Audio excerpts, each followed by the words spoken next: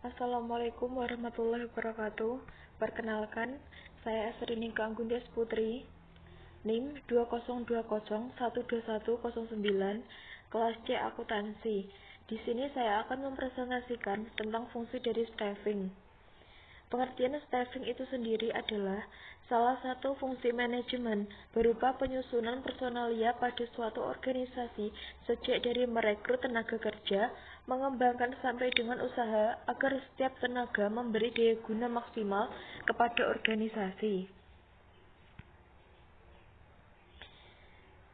Tujuan dari staffing untuk menempatkan pegawai menurut jumlahnya, jenis, keahlian, dan keterampilan sesuai dengan kebutuhan perusahaan agar pegawai dapat bekerja secara efektif. Pengisian jabatan didasarkan pada asas the right man in the right place, atau penempatan orang-orang yang tepat pada tempat yang tepat, dan the right man in the right job, yang artinya penempatan orang-orang yang tepat pada pekerjaan yang tepat. Agar asas ini dapat diterapkan dengan baik, maka hendaknya pengisian jabatan berpedoman pada kata apa, baru kata siapa. Apa ini sendiri artinya harus berpedoman pada job description atau uraian tugas dan tanggung jawab akan dilaksanakan pada jabatan itu sendiri. Nah, siapa artinya harus berpedoman pada job specification atau syarat-syarat klasifikasi orang yang dapat melaksanakan pekerjaan pada jabatan tersebut. Selanjutnya ada pertimbangan organisasi dalam keputusan staffing. Nah, di sini ada dua model dimensional yang dapat dipertimbangkan. Yang pertama ada strategi organisasi selama tahap perkembangan. Yang kedua, gaya manajer yang berbeda-beda dalam tiap tahapan itu sendiri. Nah, selanjutnya ada budaya organisasional. Hal dapat dilakukan untuk menyampaikan budaya organisasi ada 3 cara, yaitu yang pertama, pernyataan formal atas filosofi perusahaan dan materi yang digunakan untuk perekrutan, penyelesaian, dan sosialisasi karyawan baru. Yang kedua ada kriteria promosi.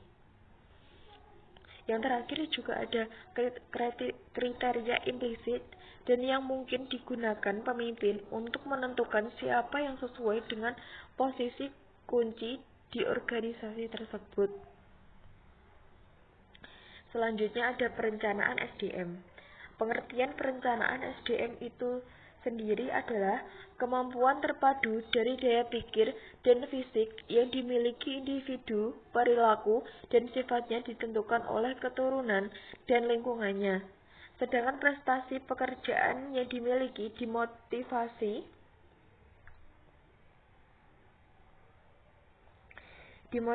oleh keinginan untuk menentukan kepuasan itu sendiri. Yang kedua ada kepentingan perencanaan SDM. Ada 3 kepentingan dalam perencanaan SDM ini. Yang pertama, kepentingan individu, kepentingan organisasi, dan yang terakhir, kepentingan nasional. Komponen-komponen perencanaan SDM. Tujuannya menghubungkan sumber daya manusia yang ada untuk kebutuhan perusahaan pada masa yang akan datang untuk menghindari mismanagement dan tumpang tindih dalam melaksanakan tugas. Perencanaan organisasi, aktivitas perusahaan untuk mengadakan perubahan yang positif bagi perkembangan organisasi. Nah, di sini ada syarat-syarat perencanaan dari SDM itu. Yang pertama, harus mengetahui secara jelas masalah yang akan direncanakan. Yang kedua, harus mampu mengumpulkan dan menganalisis informasi tentang SDM tersebut.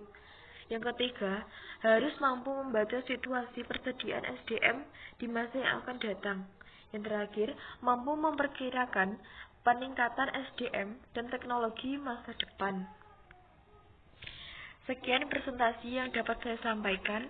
Wassalamualaikum warahmatullahi wabarakatuh.